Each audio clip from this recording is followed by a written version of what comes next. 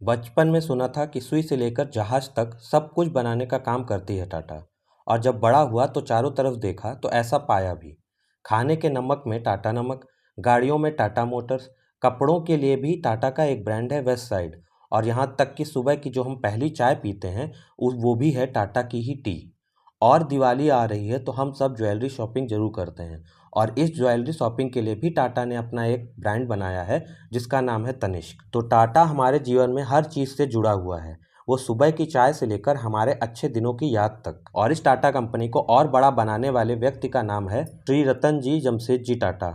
आज हम बात करेंगे रतन टाटा जी की। कैसे उन्होंने अपनी ही फैक्ट्री में चूना पत्थर के काम उठाने से लेकर टाटा को इस मुकाम तक पहुंचाने का काम किया। और आज हम उनके निधन पर हम उन्हें याद कर उन्हें श्रद्धांजलि अर्पित करेंगे। नमस्कार दोस्तों, मेरा नाम है अंकित और आपका स्वागत है स्टडी विद अंकित में। रतन टाटा जी का जन्म 28 दिसंबर 1937 में गुजरात के सूरत में हुआ। जब वे 10 साल के ही थे तो उनके पेरेंट्स सेपरेट हो गए। इसके बाद उनका लालन पोषण उनकी दादी ने किया। रतन टाटा जी ने अपनी स्कूलिंग कैंपियन स्कूल और उसके बाद जॉन कैनन स्कूल से की। उसके बाद उन्होंने 1962 में अमेरिका के कॉर्नेल यूनिवर्सिटी से बीएस डिग्री हासिल की। उसके बाद वे हार्वर्ड बिजनेस स्कूल भी गए और वहाँ से उन्होंने एडवांस मैनेजमेंट प्रोग्राम में अपनी पढ़ाई कंप्लीट की।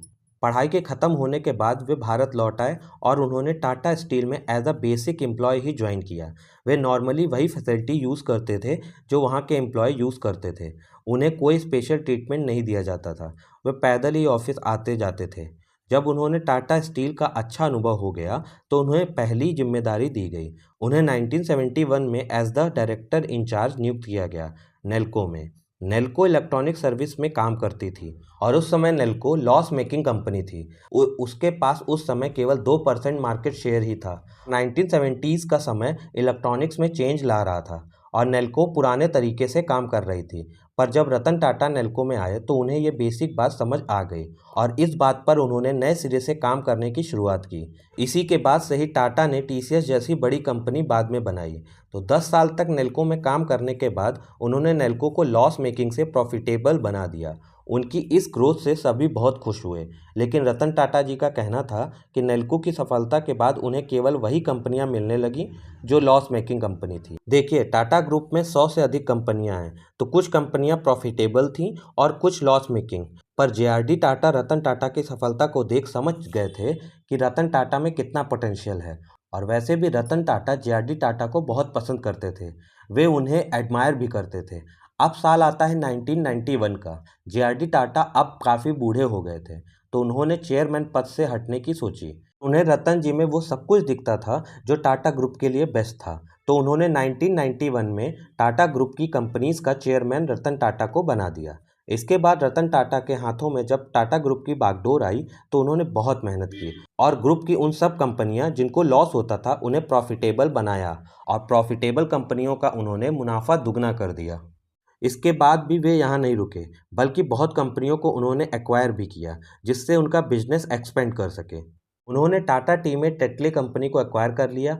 उनके ही समय में टाटा स्टील ने विश्व की स्टील कंपनियों में जानी जाने वाली कोरस का भी एक्वायर किया और टाटा मोटर्स में जैगुआर और लैंड रोवर को एक्वायर करके मर्ज किया। लैंड रोवर के एक्वायर की स्टोरी तो सब लोग जानते होंगे, लेकिन जिन्हें नहीं पता उनको बताता हूँ कि 1998 में टाटा ने इंडिका गाड़ी निकाली थी।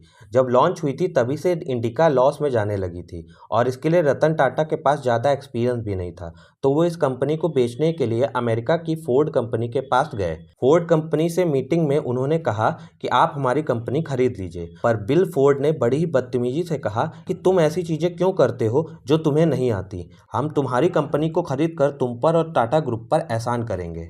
लेकिन ये सुनते ही रतन टाटा को बहुत बुरा लगा।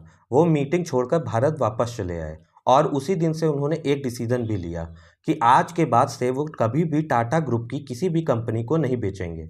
और वो इंडिका की सक्सेस के लिए लग गए और कुछ ही सालों में इंडिका की सेल बढ़ गई और टाटा मोटर्स को बहुत फ़ायदा हुआ। कंपनी धीरे धीरे बहुत बड़ी बन गई और काफ़ी सफल भी हो गई। लेकिन 8 साल बाद फोर्ड कंपनी की हालत ख़राब हो गई। वो बिल्कुल दिवालिया होने की स्थिति पर आ गई। तब रतन टाटा ने उनकी कंपनी की जगुआर और लैंड रोवर सीरीज़ को खरीद लिया और उसके बाद बिल फोर्ड ने बोला कि आपने ये खरीदकर हमारी कंपनी पर बहुत बड़ा एहसान किया है। टाटा ने एक बहुत बड़ा काम टाटा ग्रुप में ये भी किया था कि जब वे चेयरमैन नहीं थे तो टाटा ग्रुप की सारी कंपनियों का लोगो अलग अलग होता था। सब कंपनियां अपना अलग लोगो यूज करती थी और टाटा ग्रुप के पास उस समय 50 कंपनियां थी।